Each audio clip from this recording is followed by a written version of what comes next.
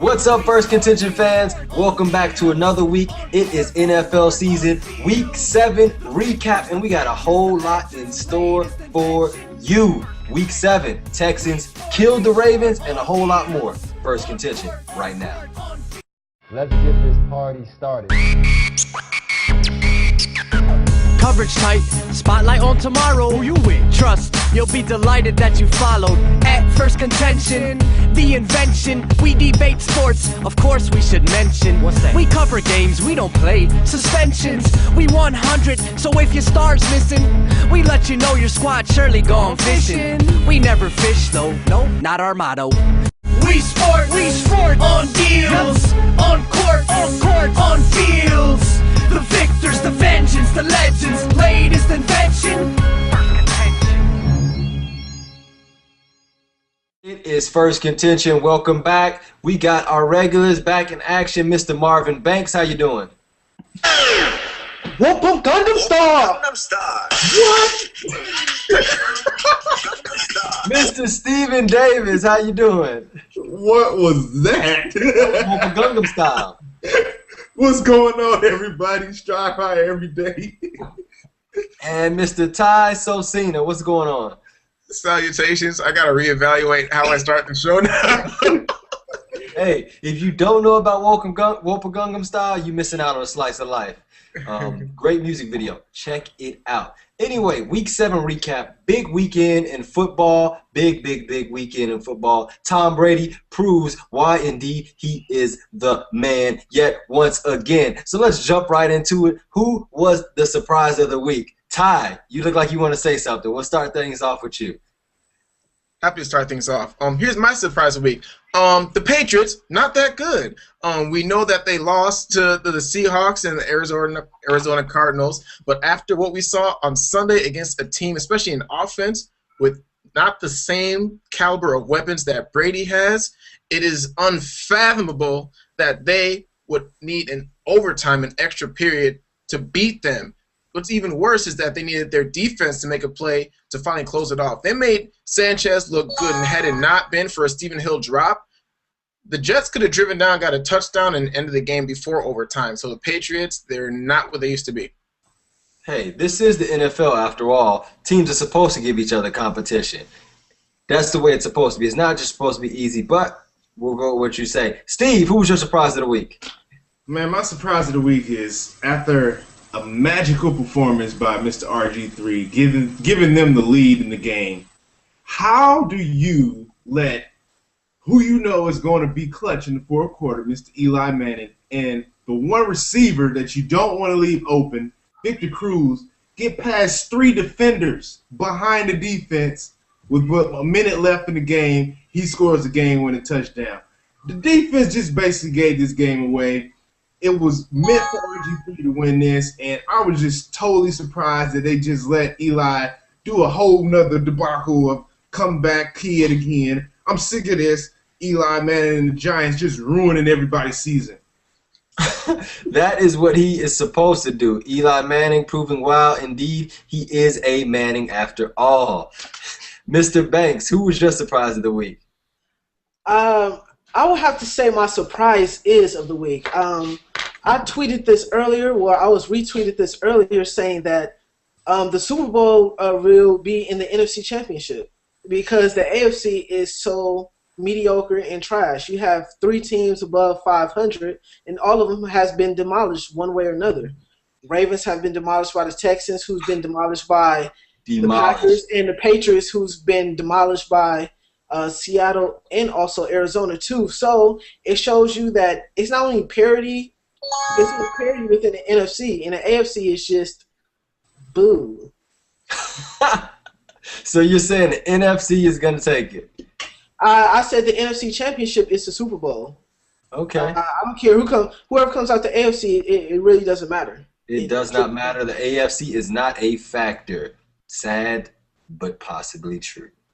Moving right along, we're going to jump into our disappointment of the week. Who was the biggest failure, biggest loser of Week 7 NFL? Steve, who was your biggest loser? I mean, this might be kind of unfair, but at the same time, this guy has really asked for it because he wants to call himself a top quarterback in the league. But after his defense is basically null and void now, I'm talking about the Baltimore Ravens. Ray Lewis is gone. They brought Terrell Suggs back, and they're still surrendering too many points. The game is basically handed over to Joe Flacco, who wants to be a top quarterback. And what does he show you? Flacco is wacko, okay? And the thing about it, the offense, it has to run through Ray Rice. They gave him 9 carries. You're not going to be productive if you don't give your best player on the team the ball. And Joe Flacco certainly isn't it. Yeah, I'm going to have to agree with that one. The Ravens were indeed losers. Moving right along. Ty, who you got? Who's your biggest loser? Man, I got to side with Steve. What is going on in Baltimore? Ray Rice is your money back. You paid him that money so he could be your running back. He is one of the top 3 running backs in the league. Give him the ball. Steve, you mentioned he had 9 carries. You know how many pass attempts Flacco had? 43. He threw it 43 times. Your defense is not that good. Keep them on the sideline. Run the ball. Keep the chains going. Get the football out of Flacco's hands. Ray Rice is the truth.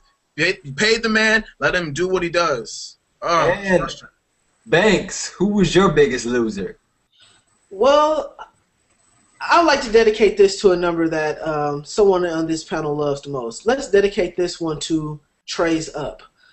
Because I will have to agree with all that with everyone said. Let's make this a clean sweep. There was rumors that Flacco's QB rating was 0.3. Now let's all stop for a second and reflect on that just for 1 second.